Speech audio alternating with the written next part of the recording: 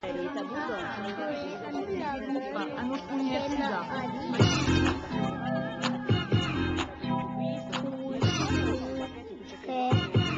Buongiorno a tutti, ringraziabili se con noi in realtà France 3 corsi, è l'ultima di un mezzogiorno per quest'anno, forse se risulteremo un mese di settembre, ma come abbiamo tutti gli anni, quelli che lavorano con me, tout au long de l'année. Alors je ne vous les présente plus, vous les connaissez, Luc Mondologne est avec nous, bonjour. Bonjour Laurent, bonjour les copains. Sandrine Statuto est avec nous, bonjour. Marie-Ange Biancamaria, bonjour. Yann Bénard, bonjour, au revoir. Merci Laurent, bonjour à tous. C'est un peu spécial cette semaine parce que vous savez que l'idée du Médiane, c'est aussi de mettre en avant les choses qui vont bien en Corse. Il y en a. Et puis aussi de mettre en avant certaines initiatives et certaines associations. Nous l'avons fait régulièrement à travers leurs exploits sportifs. C'est l'association Bout de Vie. Alors, on a reçu Franck Bruno et Doumé Benassi, j'allais dire Franck Doumé et Bruno Benassi. On les a reçus tantôt à deux, tantôt seuls. Et c'est avec Doumé Benassi qu'on va terminer cette saison. Merci d'être avec nous. Bonjour. Déjà pour remettre encore un coup de chapeau au travail de Bout de Vie. Et surtout, je tenais à le faire pour rendre hommage aux sportifs de haut niveau que vous êtes. Parce que ce monsieur, il revient de l'Ironman de Nice. Tout à fait. Il y a quelques jours. L'Ironman, c'est 42 km à pied.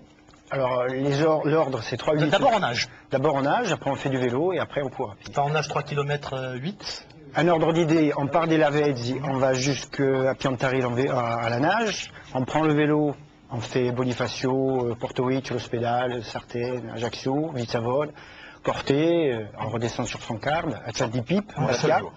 Oui, oui. Et après, quand on arrive à Bastia, on va jusqu'à Maginage et on revient à pied jusqu'à Santa Silvia, ce qui fait 42 km. Ça, c'est pour donner un ordre d'idée. Voilà, pour se rendre un petit peu compte. Et puis là, ils étaient à peu près 1500 et ce garçon a fini 417e. 417e avec un petit souci avec le fauteuil. Il a freiné. Oui, une petite soudure qui a lâché due à la vétusté du fauteuil. Mais bon. Ce qui ne vous a pas empêché d'améliorer de 28 minutes votre propre record. Tout à fait. De l'Ironman. De l'Ironman. Ce garçon est fou. Alors, la règle du jeu, aujourd'hui, vous êtes un peu notre invité fil conducteur. Chacun de mes petits camarades de jeu va proposer une petite chronique et puis vous poser aussi 2-3 questions pendant cette émission. J'essaierai. Vous êtes prêts? Oui, tout à fait. On commence avec Luc. Il lit des livres et il pose des questions. Elles sont compliquées mes questions. Est-ce qu'il a fait beau quand vous avez fait l'Ironman à Nice? Très beau, très chaud. Est-ce que vous, ça vous convient des conditions comme ça extrêmes de chaleur ou... Ah oui, alors moi ça me convient très bien puisque je me suis entraîné justement entre 11h et 15h de l'après-midi, là où le soleil est au zénith, pour pouvoir être habitué justement à la chaleur. Alors on peut dire que et s'il avait fait plus chaud, vous auriez fait encore mieux? Je ne sais pas. Parce que moi mon livre c'est et s'il avait fait beau. Vous voyez là. Bon, nous on entend des bruits, essayez de continuer comme si de rien n'était. J'ai les moyens exorbitants, France 3 Corse, des hélicos spécialement pour vous. Donc, j'attends qu'il se pose ou je continue? Allez-y, faites comme si Donc, c'était et pas s'il là. avait fait beau, ce petit livre, c'est de l'influence de la météo sur les grands événements de l'histoire. Donc c'est un petit peu la petite histoire. Alors on explique que si Napoléon, s'il n'avait pas eu l'hiver, l'armée de Napoléon n'aurait pas été détruite. Et il y a plein de petites anecdotes comme ça, c'est assez passionnant. C'est une américaine, Laura Lee, qui l'a écrit. Et donc j'en ai retenu deux. Moi, est-ce que vous saviez, Laurent, et tout le monde d'ailleurs, Non mais eux, ils sont dans un hélico. il y a 70 000 ans, l'humanité a failli disparaître. Il n'y avait plus que 500 femmes sur Terre. Oui, il n'en restait plus que 500 sur la planète, tu m'as raconté. Un petit peu comme il y a la Vanotte, il y avait tous les hommes et plus de 500 femmes. Non, c'est sérieux ce que je dis, parce qu'il y a eu une éruption volcanique qui a créé un hiver volcanique. Il y a eu une période glaciaire de 1000 ans sur la Terre, donc l'humanité a failli disparaître. Et ce problème météorologique, je dirais, ça se fait tous les 600 000 ans. Donc, on a encore un peu de marge. Eh bien non, justement, parce que ça fait 400 000 ans, ça n'a pas eu lieu. 200 000 ans, ça va. Mais en moyenne, ça veut dire que ça peut se faire et la semaine prochaine ou dans 200 000 ans. Et il y a de fortes chances pour que l'éruption volcanique, ça soit du côté du parc de Yellowstone. Il nous a bien plombé l'émission, lui. Donnez-moi un autre exemple. Le problème, Laurent, juste ça, le problème c'est de voir comment elles sont les 500 qui restent. Vraiment. Désolé. Branchez-le là-dessus, lui. Vous me le donnez, cet autre exemple? Bon, Stradivarius. Vous savez que c'était Antonio, celui qui a créé le Stradivarius, les violons, c'est Antonio Stradivari, un Italien qui a vécu au XVIIIe siècle. Il a fait 1000 violons quand il était en vie, il n'en reste plus que 540 aujourd'hui, et ça se négocie aux alentours de 4 millions de francs à Stradivarius aujourd'hui. Et est-ce que vous savez pourquoi? De francs ou d'euros? D'euros. De dollars. De dollars, puisqu'elle parle en dollars. Donc un peu moins de 4 millions d'euros. Alors on dit que si le Stradivarius est aussi cher et aussi bien comme violon, c'est parce qu'il y a la fabrication bien sûr, et on disait que c'était le vernis. Mais il y a une autre chose, et ça c'est grâce à la météo, figurez-vous, c'est parce que en 1700-1720, il y a eu un petit âge glaciaire qu'on appelait en Europe, c'est-à-dire qu'il y a eu une chute des températures assez spectaculaire, ce qui fait que les arbres ont poussé moins vite, et du coup, comme ils étaient moins grands, ils étaient beaucoup plus denses, et notre Stradivari Oui, Antonio Stradivari, il faisait ses violons dans l'épicéa, et l'épicéa étant beaucoup plus dense, ça a donné une qualité de bois exceptionnelle, ce qui fait que on n'arrivera peut-être jamais à retrouver une qualité de bois comme il y avait sous Stradivarius. On apprend tout ça dans ce livre. Le rapport avec vous? La météo. Mais disons que là, j'ai pas bénéficié de l'époque glaciaire, donc j'ai grandi trop vite.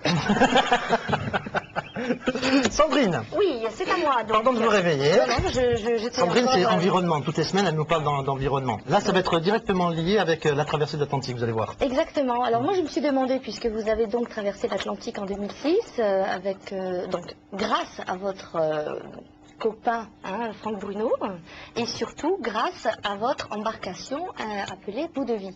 Je voulais savoir justement qu'est-ce que vous avez fait de ce bateau. Vous l'avez recyclé, vous l'avez jeté à la poubelle, vous en avez fait quoi? Déjà un bateau, c'était pour naviguer.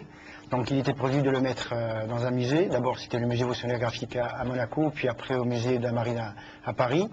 Et en fin de compte, ce bateau va refaire la traversée avec des personnes handicapées aussi au mois de novembre 2007. Donc il repart encore pour une autre aventure. C'est du beau recyclage, ça d'ailleurs. C'est du beau recyclage. Il est en état encore pour repartir parce que, Il y a certainement des modifications, puisque quand on a fait nous la traversée, ça faisait déjà la deuxième fois. Il y a des renforts à faire sur la coque. Moi sinon, en règle générale, vu la vitesse qu'on atteint, c'est juste la partie technique, tout ce qui est batterie, tout ce qui est, puisqu'on est quand même indépendant dessus, on n'a pas d'électricité, on n'a pas de groupe électrogène, tout ça se fait avec le soleil et les batteries en guise de récupération d'énergie. Et humainement parlant, ça vous a pas fait du mal de le quitter, de le laisser partir comme ça vers d'autres horizons, alors que quand on lit votre journal de bord justement de cette traversée, c'est quand même un compagnon vraiment très proche. Ben oui, il vaut mieux faire corps avec lui. Ce qui fait mal pour un marin, c'est ce que me disait Franck, puisque moi je ne suis pas marin, c'est de voir un bateau qui reste dans un musée, alors qu'un bateau, c'est fait pour vivre et pour naviguer. Donc c'est le cas de Bout de Vie. Donc la vie continue pour lui. La vie continue pour lui, et pour nous aussi. Ah oui, oui, heureusement. Et justement, je voulais vous... Voilà, je suis donc Madame Écologie, je dirais, dans cette petite émission. Grosse émission. Oui, j'ai quand même... Bon, le succès ne se dément pas chaque jour. Je sais. Je suis quand même très fière de vous avoir aujourd'hui, de vous accueillir sur le plateau, parce qu'en termes d'écologie, quand même, vous pratiquez au quotidien la préservation de l'environnement et surtout de l'eau. Vous récupérez l'eau au quotidien, même le bain de votre petit bébé. Alors la traversée, ça m'a bien traumatisé au niveau de l'eau. On en prend conscience en tout cas quand on est perdu comme ça, ou du moins sur une embarcation. Puisqu'on est arrivé à se doucher avec 75 centilitres d'eau. Donc l'eau... L'eau est vitale, oui, voilà. Oui. 75 centilitres, ça fait pas beaucoup. Donc l'eau du bain d'Elia, plutôt que de la jeter aux égouts, je la récupère pour des toilettes. C'est aussi simple que ça. Je jette plus d'eau en bouteille, je prends l'eau à Fidelio, qui est très bonne, et celle qui me reste, je la mets dans une douche solaire. Ce qui me bon, c'est pas grand chose, ça paraît dérisoire. Mais c'est énorme, c'est une jolie contribution. on utilise 500 litres d'eau par jour et par habitant à Ajaccio. C'est beaucoup. C'est les chiffres. Une bonne traversée de l'Atlantique.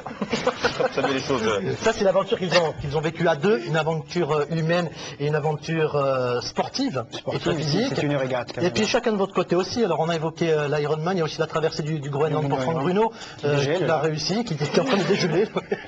Je ne vais pas donner la marque, mais il a un nouveau surnom dans le milieu, il paraît. Juste encore un mot concernant l'Ironman. Vous êtes donc un athlète, là on l'a prouvé avec ses résultats, un athlète de haut niveau. Oui. Par contre, vous n'avez pas une reconnaissance d'athlète de haut niveau. Ça, c'est quelque chose qui me sidère, parce que vous êtes quand même 8 fois champion du monde de triathlon en e-sport. Tout à fait. Alors ce qui se passe, c'est que la Fédération française en e-sport gère toutes les personnes qui sont en mobilité réduite, toutes les personnes qui sont handicapées. Il n'y a pas de section triathlon en Fédération française en e-sport. Il n'y a pas de section handicap en Fédération française de triathlon valide, mais en 1996, l'ITU a reconnu la catégorie handicap. Ça fait qu'au niveau international, on est reconnu, puisqu'il y a des catégories.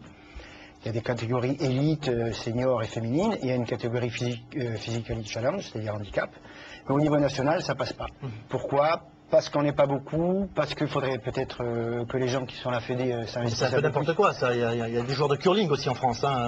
Oui, même des joueurs. Même des gens qui font du bobsleigh aussi, qui ont des difficultés, d'accord, mais bon, ils sont quand même reconnus comme athlètes de haut niveau. Il y a quand même 200 athlètes au niveau national qui font du football américain, qui ont un statut d'athlète de haut niveau. L'avantage du statut d'athlète de haut niveau, c'est d'être reconnu. Bon, comme dit Franck, l'important c'est de se reconnaître soi-même.